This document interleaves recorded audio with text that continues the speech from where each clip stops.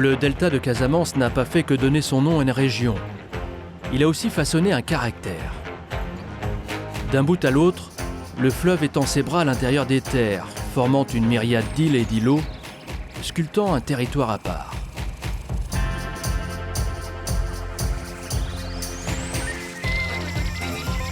Délimitée par la Guinée-Bissau au sud, séparée du reste du pays par la Gambie au nord, la Casamance est une région isolée, enclavée, qui affiche sans vergogne une identité bien affirmée.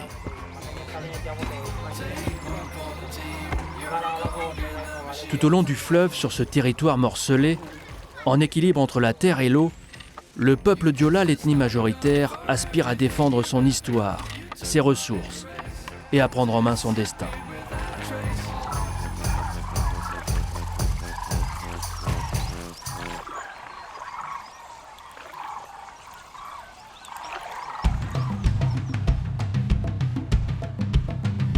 Notre voyage commence au-dessus des plus belles plages du Sénégal. Le sable fin, ses cocotiers, sont réputés dans toute l'Afrique de l'Ouest.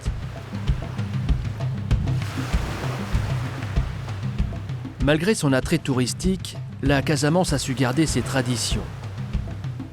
On dit même que certains sont prêts à se battre pour les conserver. Il faut être sûr des prises. Voilà, tout doucement. Voilà. Au Sénégal, la lutte n'est pas qu'un sport, c'est aussi un art. Pour le peuple Diola, c'est également une façon, dès le plus jeune âge, d'inculquer des valeurs. La première règle, c'est jamais se laisser se surprendre. La deuxième règle, c'est être sûr de soi-même.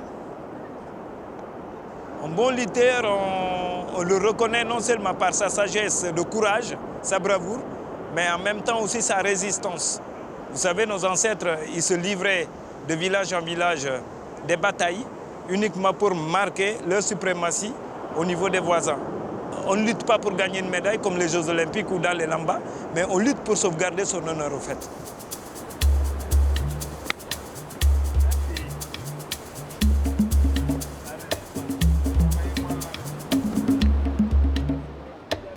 L'éducation qu'on reçoit, elle est très rigoureuse. Donc, tu n'apprends jamais la facilité. Chez le Diola, on n'apprend pas. C'est comme un peu l'asiatique. On te dit carrément que tu dois réussir, tu es capable, tu es le meilleur. On te donne cette philosophie-là de combat qui te permet exactement de réussir et d'affranchir. C'est pourquoi le Diola, il n'aime pas se baisser les bras, il n'aime pas dire « donne-moi ». Diola a honte de demander. Le peuple Diola n'ose pas demander, mais il sait être généreux. Les habitants qui vivent là puisent dans l'Atlantique de quoi manger. Mais la mer, ils savent la partager. Sur ces belles plages de Casamance, les villages traditionnels côtoient de somptueuses villas. Au Cap Skirring, des retraités occidentaux coulent des jours heureux. Il y a plus de 40 ans, les premiers touristes ont débarqué. Et malgré des troubles survenus il y a quelques années en Casamance, la région a toujours su garder son attrait.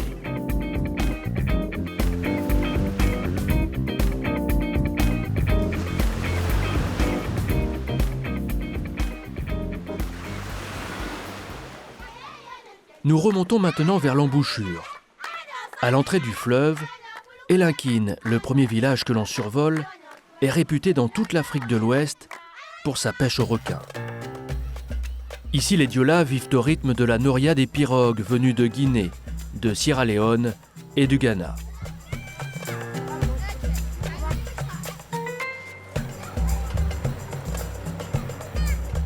Les plages de sable fin laissent peu à peu la place à la mangrove. L'eau salée de l'Atlantique se transforme en une eau plus saumâtre. Nous nous enfonçons vers un territoire de plus en plus morcelé. Mais un appel irrépressible venu des berges du fleuve nous oblige à un petit détour, l'appel de la forêt.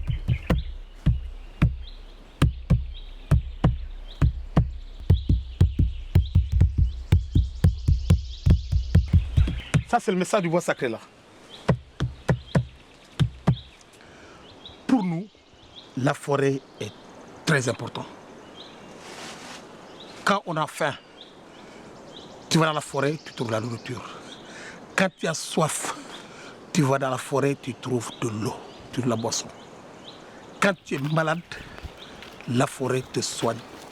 Donc la forêt, c'est quelque chose de très important pour tout le monde. Là où elle a pu s'implanter, la forêt est sacrée et ses ressources sont précieuses. Agronome de formation, Augustin Diatta se consacre à sa protection. Ce jour-là, il a demandé à un guérisseur traditionnel de lui faire partager ses petits secrets. La forêt est une pharmacie à ciel ouvert. Il cherche un peu un médicament à partir de l'écorce, au lieu que ce soit la racine, parce qu'il y a des choses où on a regardé qu'il est en train de prendre l'écorce. Dans la culture Diola, la médecine traditionnelle a encore beaucoup d'influence. Wow. C'est amer. C'est pour ceux qui ont des problèmes de peau, tu as des boutons, tu as des choses, un peu, ça soit. La forêt recèle des trésors insoupçonnés. Il suffit de gratter du sommet à la racine. D'après eux, les spécialistes, ils disent tout arbre est médicinal. Mais quel médicament, quelle maladie ça soigne, c'est eux qui le savent.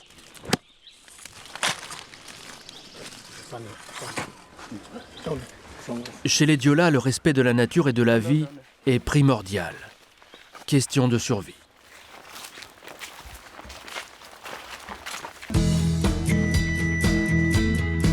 Plus on s'enfonce à l'intérieur de la Casamance, plus la terre est morcelée par les bras du fleuve qui forment des îlots. Cet environnement difficile d'accès a permis au peuple Diola de résister face aux envahisseurs. Mais cette liberté a un prix, l'isolement et parfois le dénuement. Alors une jeune femme s'est lancée un défi, venir en aide aux populations les plus isolées. Siré Diédiou est chercheuse en développement agricole. Quand elle ne donne pas de cours à la faculté de Ziguinchor, elle sillonne le fleuve qu'il a vu naître il y a 38 ans afin de partir à la rencontre d'un peuple auquel elle appartient. La Casamance, c'est en fait c'est mon identité. C'est mon identité, c'est ma terre naturelle, c'est mon amour. C'est mon amour, donc c'est quelque chose qui me tient à cœur. Cap sur Eedji, une petite île coupée du reste du monde. L'accès ne peut se faire qu'en pirogue.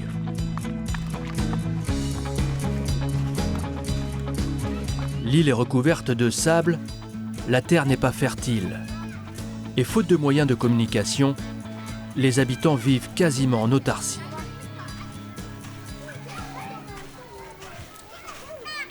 C'est du sable que l'on voit ici.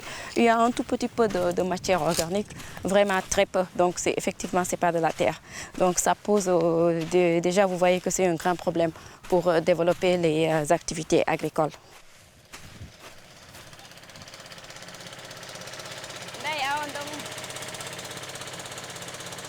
Le riz cultivé à la saison des pluies est la seule ressource, ou presque.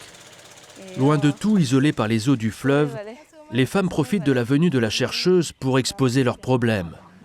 Elles ont tenté une expérimentation, faire pousser des légumes. Mais les animaux qu'elles élèvent ravagent les cultures. Il leur faut des moyens pour arrêter ça.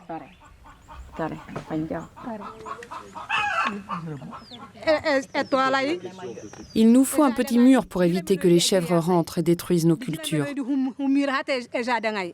Tous les jours, on donne aux enfants des huîtres, du poisson et du riz. Mais il leur faut aussi des légumes. Dès son retour à l'université de Ziguinchor, Siré va rédiger un rapport. Mais le plus dur est à faire.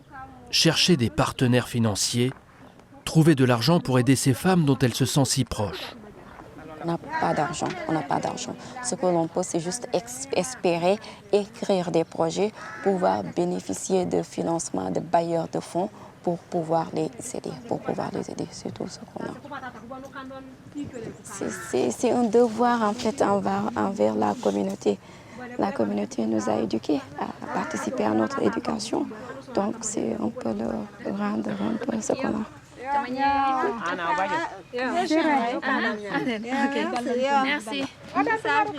Pour la remercier de les avoir écoutés, les femmes de Heeji offrent le peu qu'elles possèdent. Quelques mangues tombées du ciel.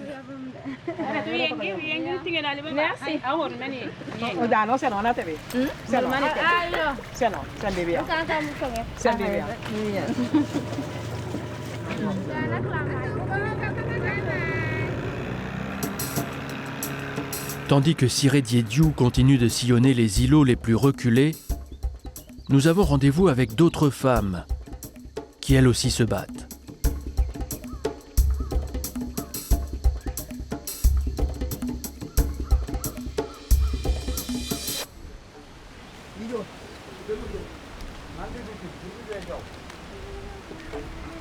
Ces femmes viennent de loin pour puiser de l'eau douce à ce puits, car en Casamance, on a beau être entouré d'eau, on peut avoir soif. Le fleuve est trop salé pour la consommation. Nous habitons l'île des Loubalines. Pour venir ici, nous avons parcouru 7 km de distance. Il nous a fallu 3 heures et maintenant on va repartir en pirogue. Pour encore 3 heures. La vie des femmes des Loubalines est rythmée par les rotations pour aller chercher l'eau douce pendant les 8 mois que dure la saison sèche. Un travail de forçat. 30 kilos sur la tête pour rejoindre le fleuve. Mais la peine la plus dure est à venir. Ramer pour rentrer. 7 km à l'aller, autant pour le retour. Au moins 3 rotations par semaine, en équilibre sur des embarcations instables et lourdes.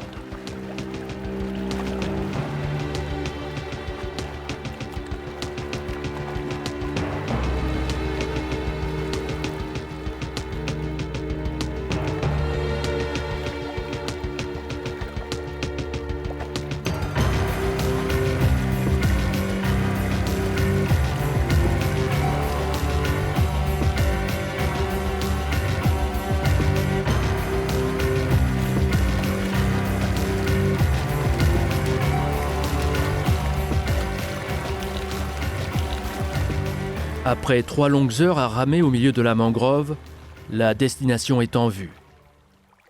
Les ancêtres des habitants des Loubalines ont fui les guerres tribales pour venir se réfugier ici, sur cette bande de terre particulièrement inhospitalière, sans arbres ni ressources.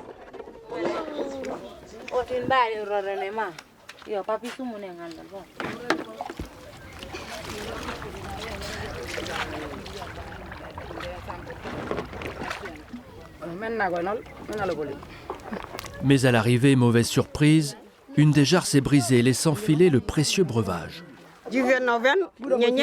Nos 2 pirogues se sont télescopées. La jarre s'est cassée. C'est normal parce que cette jarre n'a pas servi depuis longtemps, elle était plus fragile. C'est très fragile, vous savez, une jarre qui ne sert pas depuis longtemps.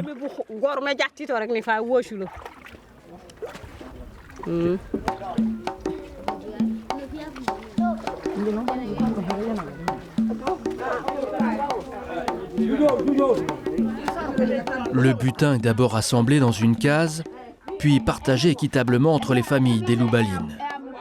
Et malgré la fatigue, les femmes ont encore le courage d'exécuter une petite danse rituelle.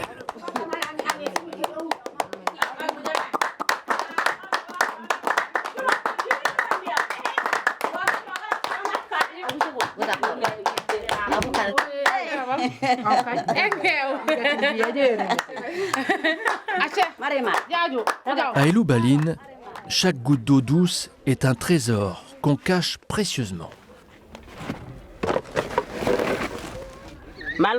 On couvre pour que les animaux ne viennent pas boire et salir l'eau.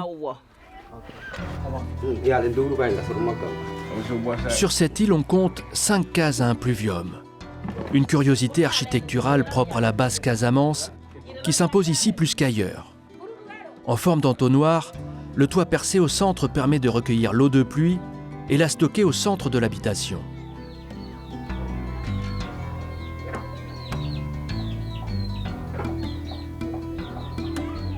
À Loubalines, à défaut d'avoir de l'eau, on a des idées. Et les idées ne manquent pas. Les anciens ont creusé à la main une citerne géante pour recueillir l'eau de pluie. Un chantier titanesque qui, hélas, s'est soldé par un échec. Voilà, vous avez encore une citerne qui est là, c'est la première. Toujours à la recherche de l'eau potable. Mais malheureusement, on n'a pas réussi. Toujours l'eau n'est pas potable. C'est salé. Vous avez vu les fissures tout autour. Alors il y a eu l'eau salée qui s'infiltre. Oui, alors ça ne marche pas encore.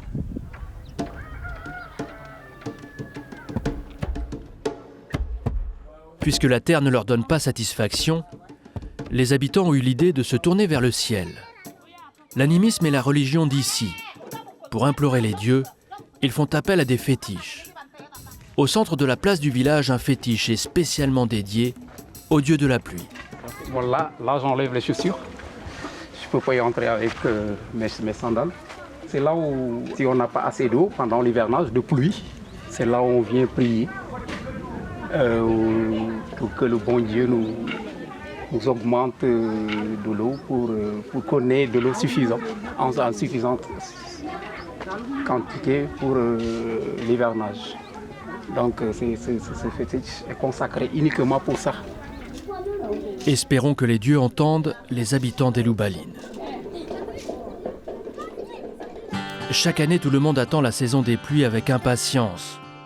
L'eau tombée du ciel permet de cultiver le riz, principale ressource sur ces terres entourées d'eau saumâtre. Mais souvent, les quelques semaines de pluie ne suffisent pas à constituer assez de réserves en nourriture pour le reste de l'année.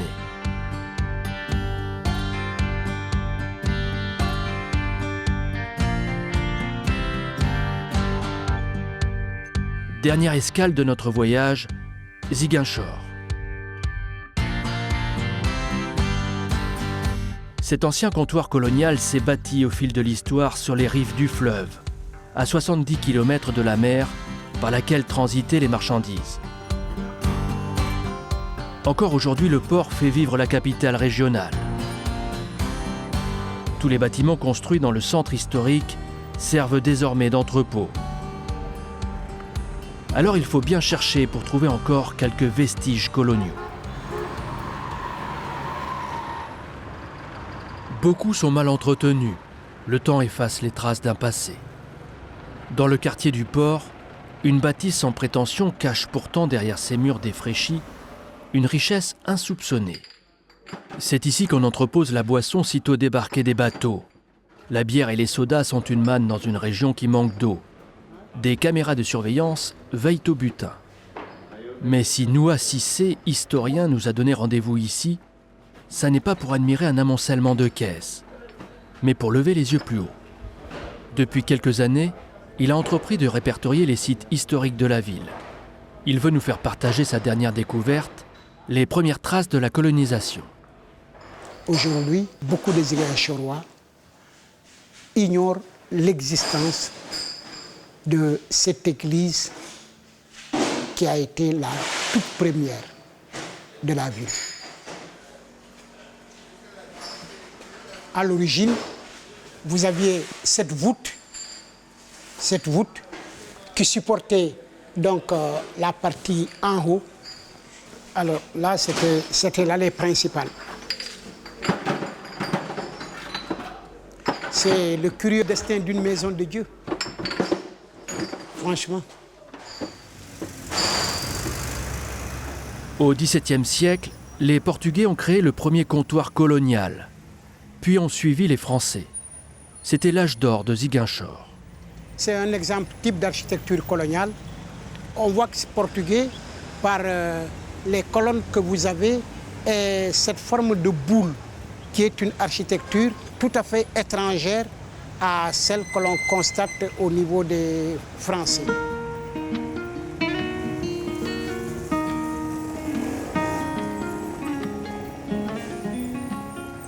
L'identité de Ziguinchor, c'est ce visage, disons, pluriel.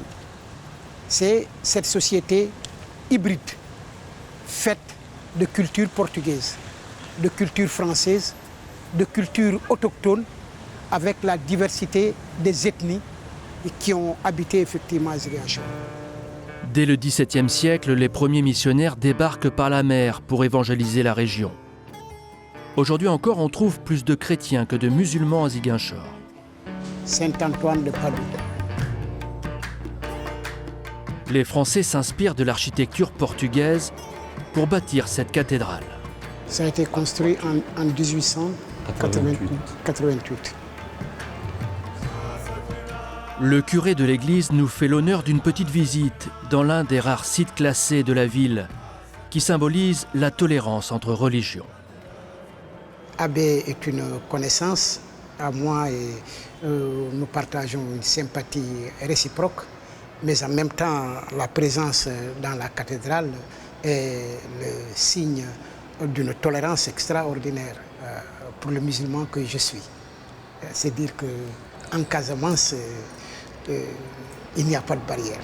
En Casamance, à Ziguinchor, heureusement pour nous, nous n'avons pas ce conflit entre religions. Et nous avons des familles où sont issus des musulmans et des chrétiens, les mêmes familles. Moi, mon père a été baptisé adulte et tous mes oncles sont musulmans et il n'y a aucun souci, il n'y a pas de problème.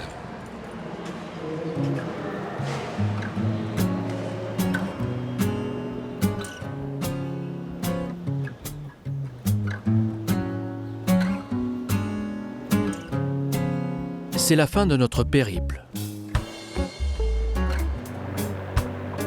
Plus nous nous éloignons du fleuve, plus nous avons le sentiment de ne pas avoir percé tous les mystères du peuple de Casamance.